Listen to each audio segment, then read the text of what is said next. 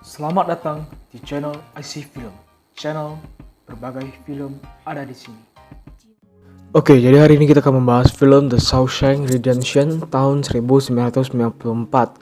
Oke, jadi hari ini kita akan membahas film ini, dimana ini menceritakan seorang pria, ya dia seorang direktur bank dan dia punya istri gitu. Jadi di sini istri sama selingkuhnya dibunuh, padahal bukan dia yang bunuh, cuman dia dituduh yang membunuh mereka dan dihukum 2 kali seumur hidup. Oke, daripada penasaran kita langsung saja mulai tanpa basa-basi lagi. Sebelum itu jangan lupa untuk kalian terus dukung channel ini dengan cara subscribe, like, dan nyalakan loncengnya supaya kalian tidak ketinggalan video menarik lainnya dari channel terkece ini. Dan bagi yang mau request film, kalian bisa langsung saja ke kolom komentar dan ketikkan saja di sana. Pasti gue baca kok. Oke, langsung saja kita mulai.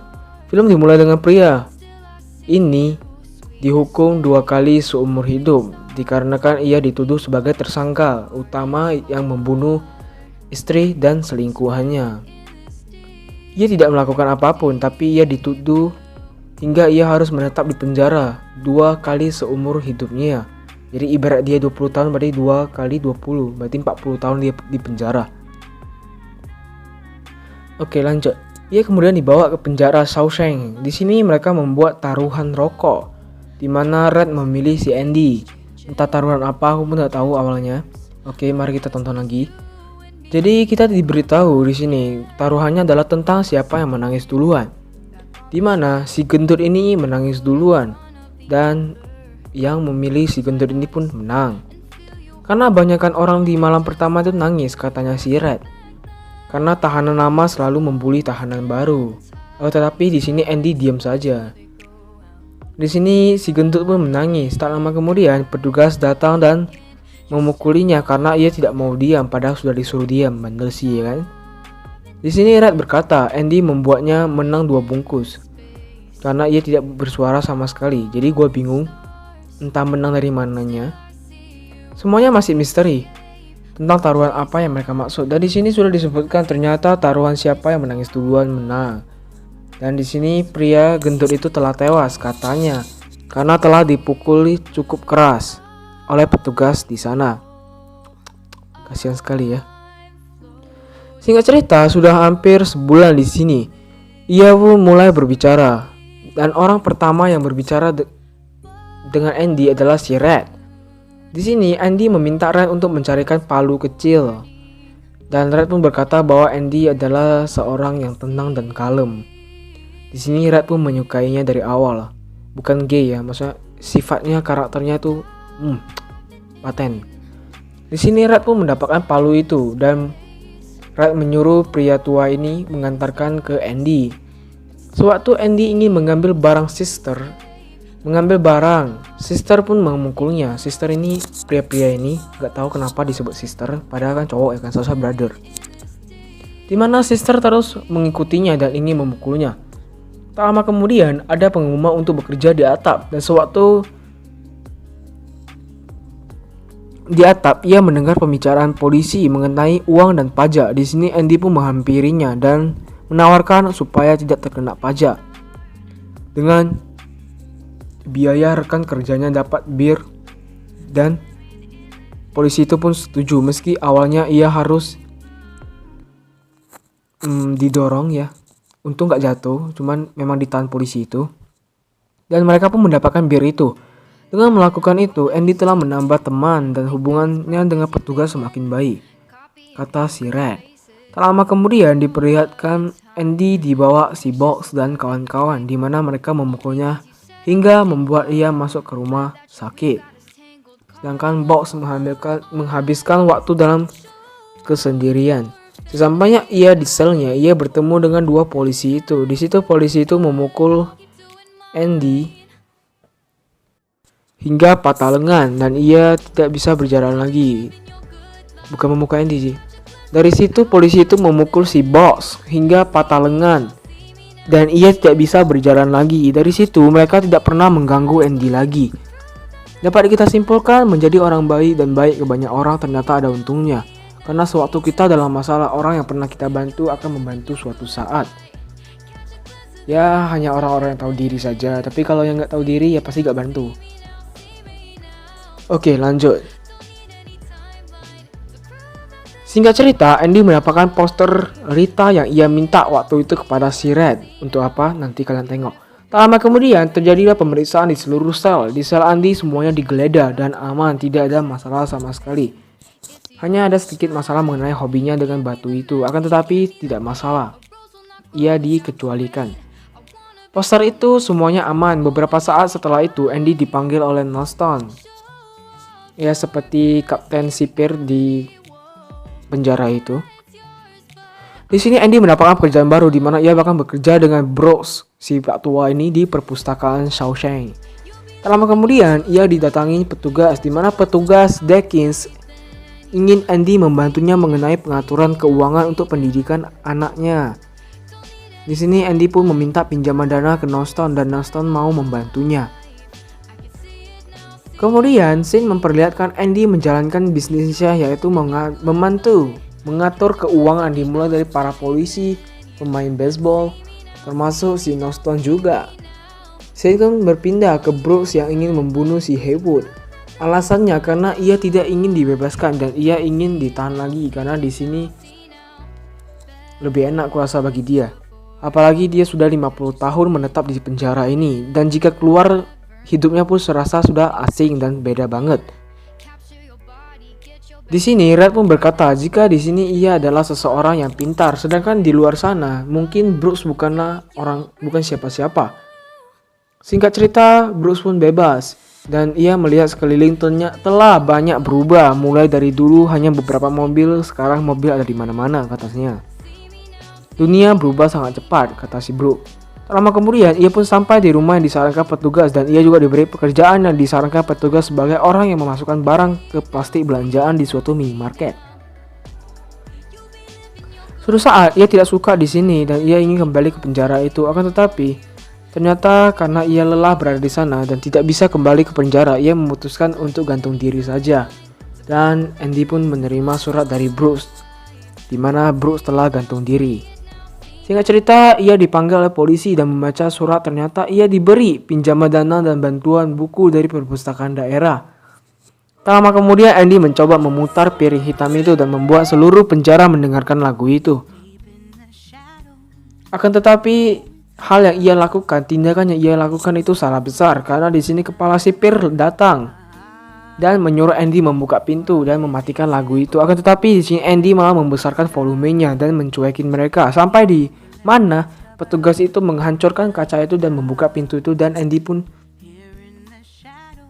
dibawa dan dihukum 2 minggu di lubang. Lama kemudian Red dipanggil karena ia akan dibebaskan. Akan tetapi Red menolak pembebasan itu dan ingin tetap ada di sini. Beberapa saat kemudian Andy memberikan hadiah kepada si Red, di mana itu adalah harmonika.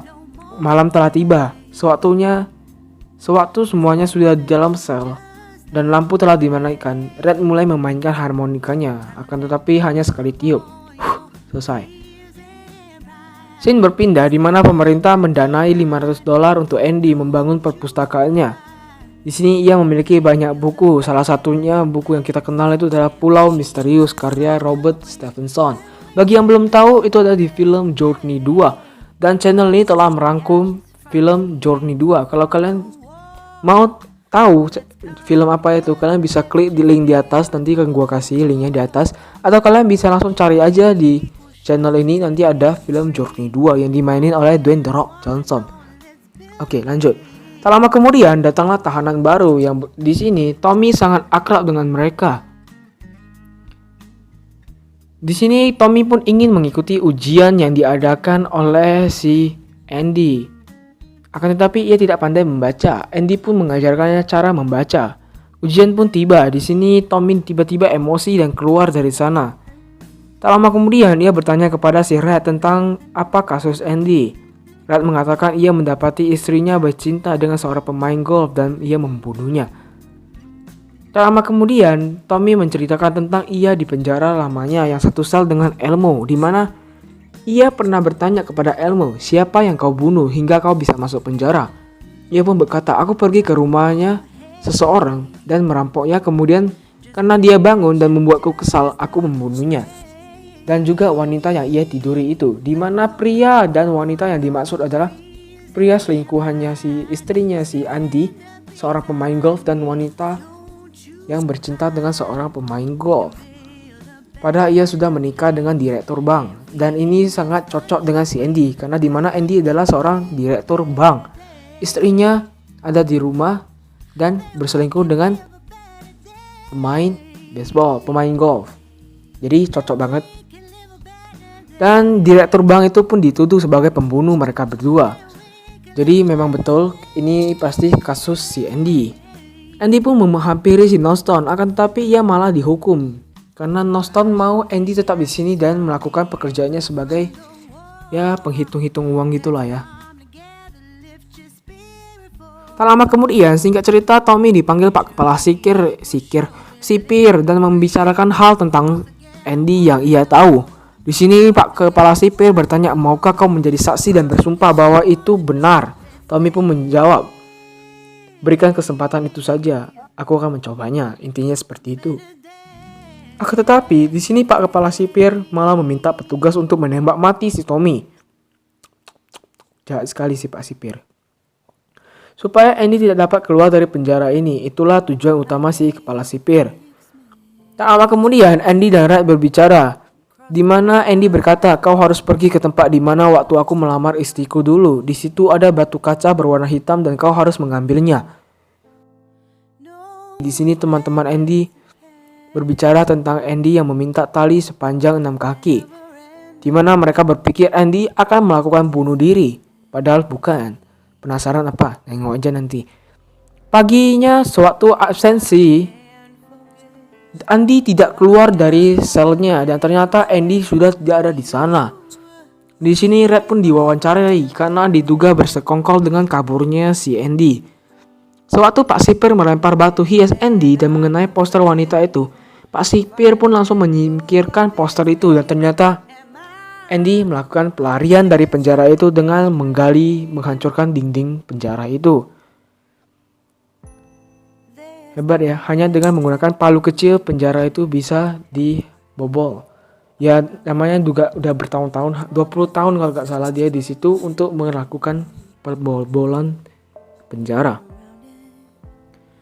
Di sini Pak Sipir pun langsung menyuruh para petugas untuk mencari si Andy di mana si Andy berada. Tetapi hanya seragam dan palu kecil yang dulu ia minta, ternyata ia sudah mulai menggali sejak awal. Dan juga ditunjukkan sewaktu Andy ingin menyimpan perhitungannya malam sebelum ia ternyata pergi, ternyata ia telah mengganti buku dan laporan itu yang seharusnya bersama si Noston tapi sudah diambil oleh si Andy dan akan ia bawa kabur. Sewaktu ia keluar dari selnya, ia memanfaatkan suara petir untuk menghancurkan pipa saluran pembuangan itu. Dan ia pun berhasil keluar dari sana. Setelah hampir 20 tahun ia di penjara. Memang cukup bijak untuk memanfaatkan sesuatu supaya bisa kabur dari sana.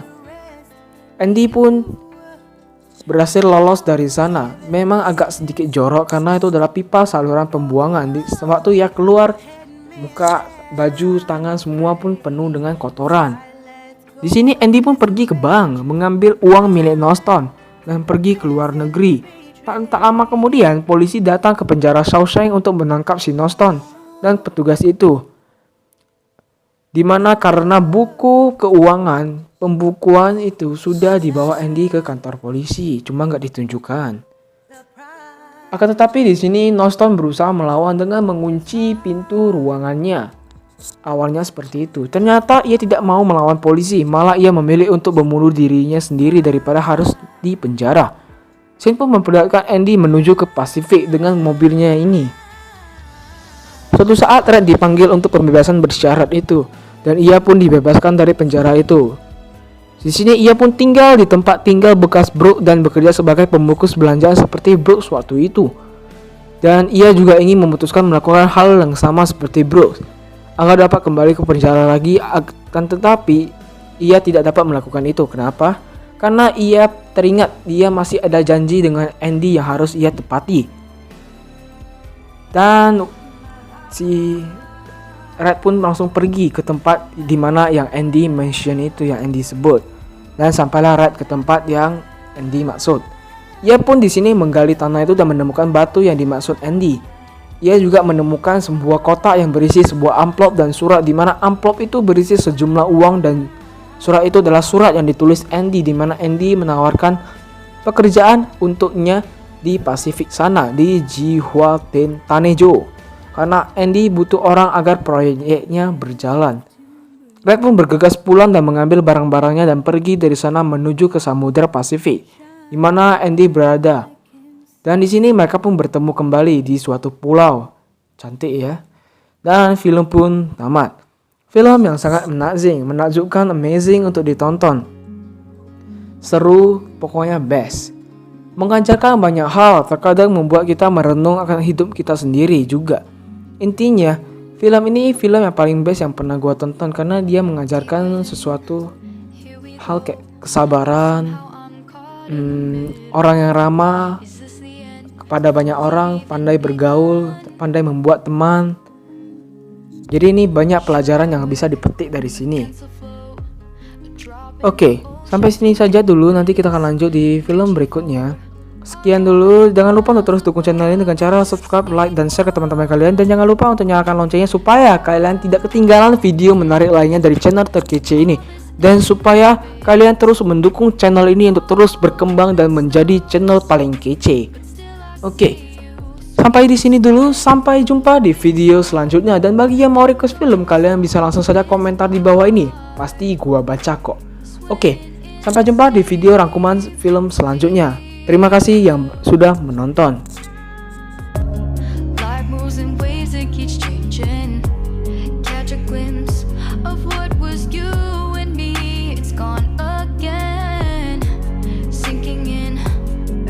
Shore